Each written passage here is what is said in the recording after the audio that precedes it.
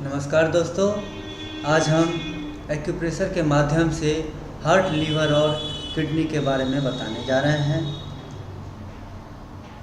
Heart में कई तरह की बीमारी होते हैं जिसे आप एक्यूप्रेशर के द्वारा उपचार कर सकते हैं। मान लेते हैं आप कहते हैं कि डीप ब्रीदिंग होती है या ब्रीदिंग होती है, घबराहट होती है, सीढ़ी पे चढ़ने में दिक्कत होती है, उसमें आप बहुत ज़्यादा थकान महसूस करते हैं और हाँफने लगते हैं। इसके लिए, इसको बचाने के लिए आप डेली हाथ में जो है इस तरह से यहाँ पे हार्ट बिंदु होते हैं और ये कानी उंगली को आप डेली प्रेस करेंगे, पूरा प्रेस करेंगे तो हार्ट से संबंधित कोई भी परेशानी आप दूर कर सकते हैं। हार्ट के लिए आपको योगा भी करना ज़रूरी है, जैसे आप कपालभाति करें या डीप ब्रीदिंग करें तो इससे भी हार्ट आपको अच्छा रहेगा। खान पान सही रखें, कोलेस्ट्रॉल युक्त भोजन ना करें।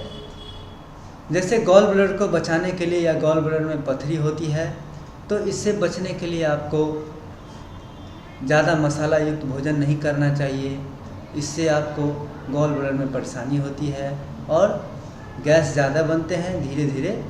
अगर आप टाइम पे नहीं खाते हैं तो वही बाइल जूस जो है आपके गॉल ब्लैडर में रह जाते हैं और धीरे धीरे वो स्टोन के रूप में लेने लगते हैं। लोग कहते हैं कि गॉल ब्लैडर में पथरी हो गई है, बिल्कुल पत्थर के जैसा होता है।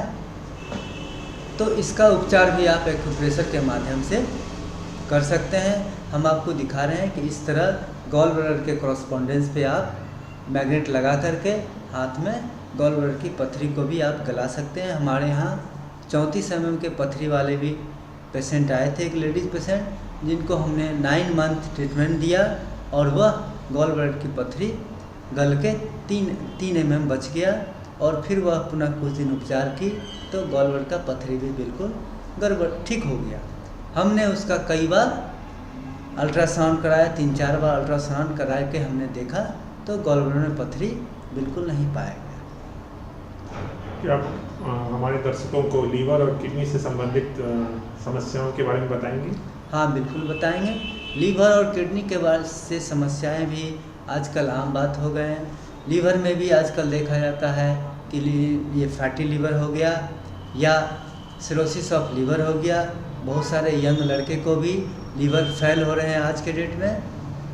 तो हम आपको बताना चाहेंगे कि लीवर से बचने के लिए आपको पहला नंबर खान पान पे ज़्यादा ध्यान देना होगा, टाइम पे खाना होगा, मदिरा पान ये सब कम करना होगा, नशा का सेवन बहुत ही कम करना होगा।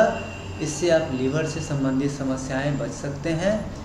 नशा करने से लीवर भी खराब होती है और किडनी भी खराब होती है, दोनों खराब होती है। ये किडनी में इन्फ्लामेशन हो जाता है, हाइड्रोनेफ्रोसिस हम लोग कहते हैं इसको। हाइड्रोनेफ्रोसिस से भी बचने के लिए आप एक्यूप्रेशर में दाएं हाथ की उंगली में वो 5-6 मैग्नेट लगा करके हाइड्रोनेफ्रोसिस से भी बचा जा सकता है और लीवर के प्रॉब्लम से भी बचा जा सकता है एक्यूप्रेशर बिंदु के द्वारा। और कैंसर का क्या प्रमुख कारण है जो आजकल व्यक्तियों में हम देखते हैं कि कम एज में लोगों को कैंसर हो जाता है, तो उसका प्रमुख कारण क्या है आपके हिसाब से? कैंसर का कारण आज जहाँ तक देखा जा रहा है, खास करके बिहार में या इंडिया में, बिहार में देखा जा रहा है कि बहुत सारे कैंसर, माउथ कैंसर या लीवर कैंसर, ये सब सारी समस्याएं बहुत ज़्यादा हो रही है। कैंसर का प्रमुख कारण होता है कि पहला नंबर कि आप जो खाना खा रहे हैं वह खाना कैसा है, वो ताज़ा है या दूषित है या इन्फेक्टेड है या पेस्टिसाइड दिया हुआ है। यह सबसे ज़्यादा इम्पोर्टेंस रखता है कि आपका भोजन कैसा है।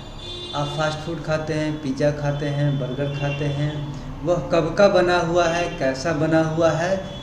जो हम आप खा लेते हैं इसे, वह धीरे धीरे इंटेस्टाइन में जा कर के ऑर्गन को धीरे धीरे ख़राब करना शुरू करता है और इतने सारे उसमें केमिकल दिए रहते हैं जिसके चलते आपका ऑर्गन धीरे धीरे फंक्शन ख़राब होता है और वह फंक्शन धीरे धीरे करके वो कैंसर में बदलने लगता है। जब फंक्शन बिल्कुल लेस होने लगता है, बहुत स्लो हो जाती है, तब हम लोग के जांच में आता है, आप लोग जो जांच कराते हैं कि कैंसर हो गया।